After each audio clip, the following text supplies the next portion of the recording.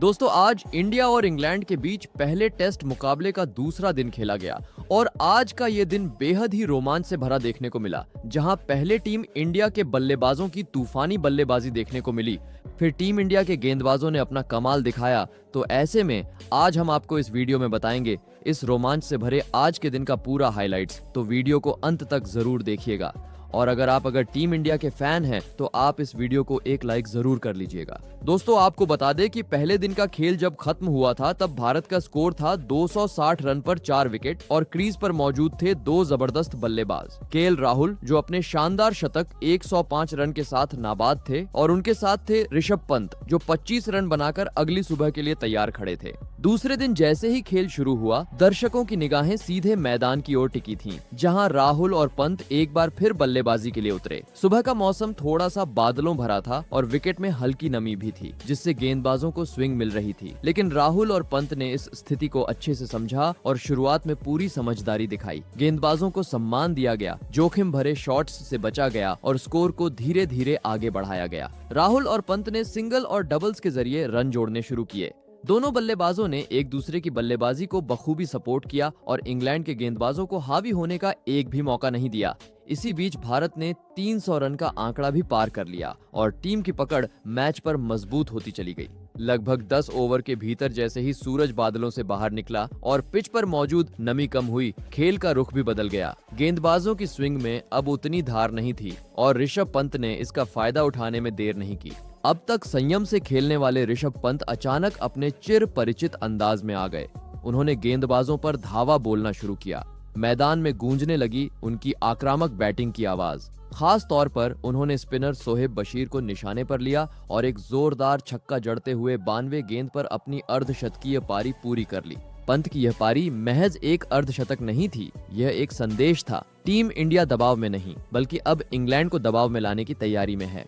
वहीं दूसरी ओर केएल राहुल अभी भी बेहद क्लासिक अंदाज में बल्लेबाजी कर रहे थे। उनका फुटवर्क, टाइमिंग और शॉट सिलेक्शन देखते ही बन रहा था। उन्होंने कुछ बेहद खूबसूरत चौके लगाए, वो चौके जिनमें ताकत कम और कला ज्यादा दिखी। उनकी कलाइयों का जादू इंग्लैंड के तेज गेंदबाजों पर भारी पड़ा। जैसे जैसे ओवर्स बीतते गए, राहुल भी तेजी से अपने 100 रन के करीब पहुंचने लगे। ऋषभ और राहुल के बीच साझेदारी ने अब 100 रन का आंकड़ा पार कर लिया था। इंग्लैंड के कप्तान के चेहरे पर चिंता की लकीरें साफ दिखाई दे रही थीं, क्योंकि दोनों बल्लेबाजों ने मैच का पूरा रुख ही बदल कर रख दिया था। राहुल और पंत की जोड़ी अब भारत की स्कोरबोर्ड को तेजी से ऊपर चढ़ा रही थी।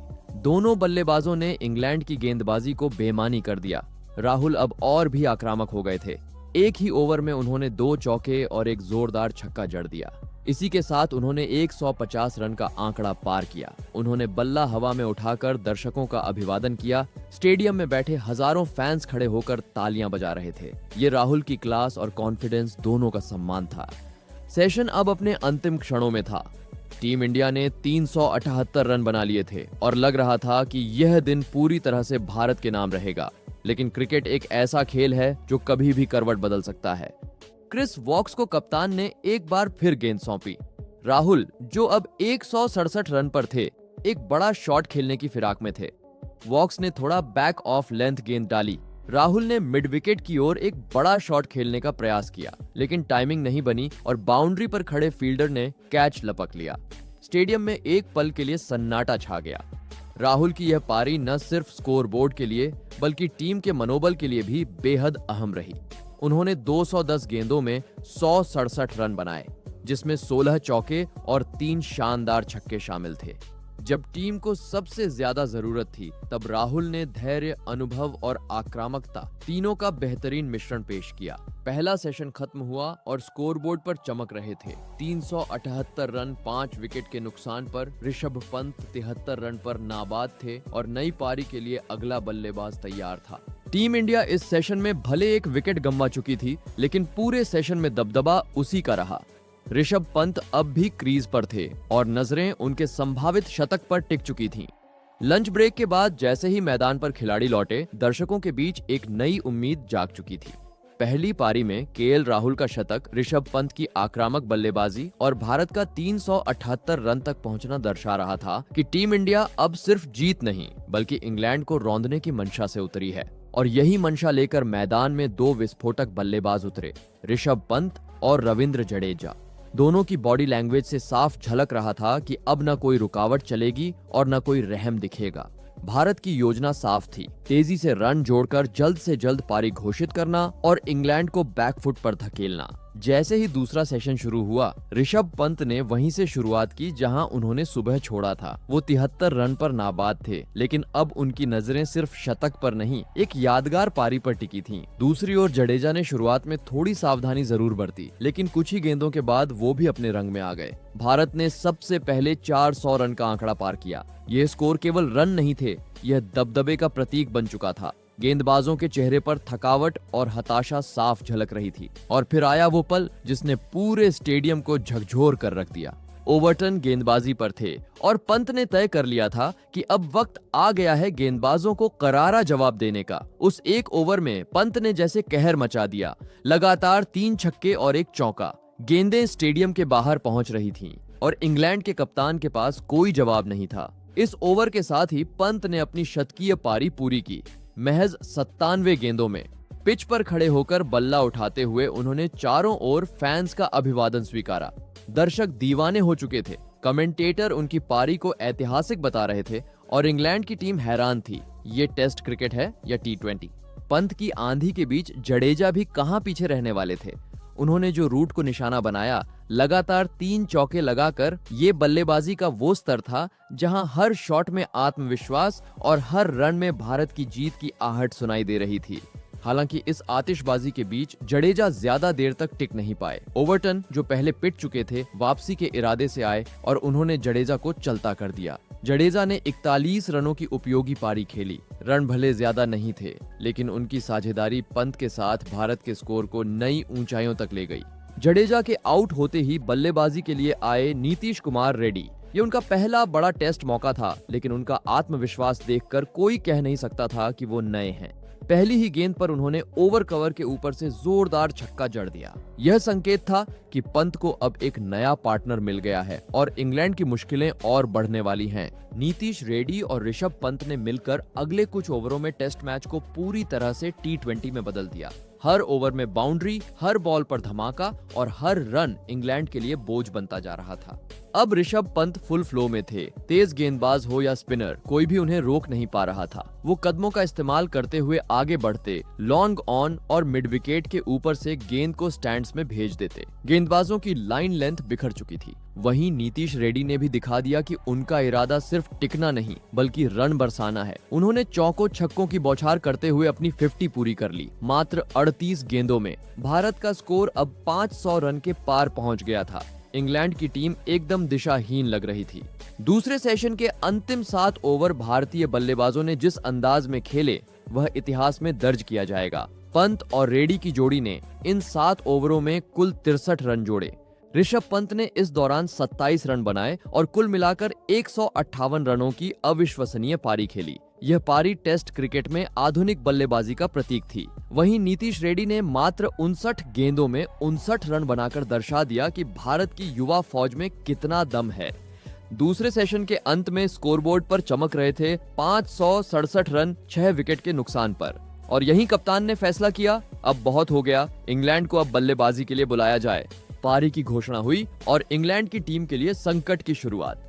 इस सेशन में भारत ने सिर्फ रन नहीं बनाए, उन्होंने इंग्लैंड के हौसले को तोड़ा। ऋषभ पंत की 158 रनों की पारी, जिसमें 5 छक्के और 18 चौके शामिल थे, भारतीय क्रिकेट के इतिहास में दर्ज हो गई है। वहीं नीतीश रेड्डी की तेज तर्रार 50 आने वाले समय के लिए संकेत है। भारत के पास अब हर फॉर्मेट का बल्लेबाज तैयार है। अब बारी थी इंग्लैंड की बल्लेबाजी की। एक बड़ी परीक्षा, एक कड़ी चुनौती। क्या इंग्लिश बल्लेबाज इस दबाव में खुद को संभाल पाएंगे या फिर भारतीय गेंदबाज अपनी लय में आकर कहर ढा देंगे? इंग्लैंड की ओर से ओपनिंग करने के लिए मैदान पर आए बाएं हाथ के विस्फोटक बल्लेबाज बेन डकेट और क्लासिक स्टाइल में खेलने वाले जैक क्रॉली। वहीं भारत की ओर से नई गेंद के साथ गेंदबाजी का जिम्मा संभाला 2 धुरंधरों ने, जसप्रीत बुमराह और मोहम्मद सिराज ने। मैदान पर माहौल पूरी तरह भारत के पक्ष में था। गेंदबाजी के लिए आदर्श स्थितियां, नया गेंद और बढ़िया घरेलू समर्थन। वहीं इंग्लैंड की टीम पर भारी दबाव था। 486 रनों के विशाल घाटे के साथ बल्लेबाजी करना किसी चुनौती से कम नहीं। शुरुआत के ओवरों में दोनों ओपनरों ने सतर्कता दिखाई। सिराज और बुमराह ने सटीक लाइन और लेंथ पर गेंदबाजी की, जिस वजह से डकेट और क्रॉली को रन बनाने के लिए संघर्ष करना पड़ा। गेंद हवा में स्विंग हो रही थी। खासकर सिराज की गेंदें बल्लेबाजों को बार बार सोचने पर मजबूर कर रही थीं। इंग्लैंड की टीम पहले 10 ओवरों में सिर्फ 27 रन ही बना सकी, जो दर्शाता है कि भारतीय गेंदबाजों ने किस स्तर की सटीकता दिखाई। लेकिन धीरे धीरे जब गेंद पुरानी होने लगी तो इंग्लैंड के बल्लेबाजों ने कुछ राहत की सांस ली और इस मौके का फायदा उठाया बेन डकेट ने। जैसे ही गेंदबाजी में बदलाव हुआ और आक्रमण में शार्दुल ठाकुर और नीतीश कुमार रेड्डी को लगाया गया, डकेट ने गियर बदला। नीतीश के 12वें ओवर में डकेट ने 3 शानदार चौके लगाए, कभी स्क्वायर कट, कभी कवर ड्राइव और एक तो सीधा गेंदबाज के सिर के ऊपर से। दर्शकों को पहली बार इंग्लैंड के बल्लेबाजों की सकारात्मकता दिखने लगी। और फिर आया 15वां ओवर। गेंदबाज थे शार्दुल ठाकुर। डकेट ने उन्हें भी निशाना बनाया और 2 चौके लगाकर इंग्लैंड के स्कोर को 50 रन के पार पहुंचा दिया। इस साझेदारी ने इंग्लैंड को शुरुआती झटकों से बाहर निकालने का संकेत दिया। बेन डकेट अब खतरनाक अंदाज में बल्लेबाजी कर रहे थे। इंग्लैंड की टीम के ड्रेसिंग रूम में भी कुछ राहत आई थी। लेकिन भारत ने अपने तुरुप का इक्का फिर से मैदान में उतारा, जसप्रीत बुमराह। बुमराह के हाथ में नई चमकती गेंद नहीं थी, लेकिन उनकी रणनीति साफ थी, डकेट को टेम्पट करना और गलती निकलवाना। और वही हुआ। एक बाहरी मूवमेंट लेती गेंद पर डकेट ने बैक फुट से कट मारने की कोशिश की, लेकिन गेंद उनके बल्ले का किनारा लेते हुए स्लिप में खड़े केएल राहुल के हाथों में जा समाई। इंग्लैंड को लगा पहला झटका, और वो भी ऐसे समय पर जब टीम धीरे धीरे लय में आ रही थी। बुमराह ने अपनी क्लास दिखा दी थी। यह सिर्फ एक विकेट नहीं, इंग्लैंड की उम्मीदों को हिला देने वाला पल था। बेन डकेट ने 32 रन बनाए। डकेट के आउट होते ही नंबर 3 पर बल्लेबाजी करने आए ओली पोप।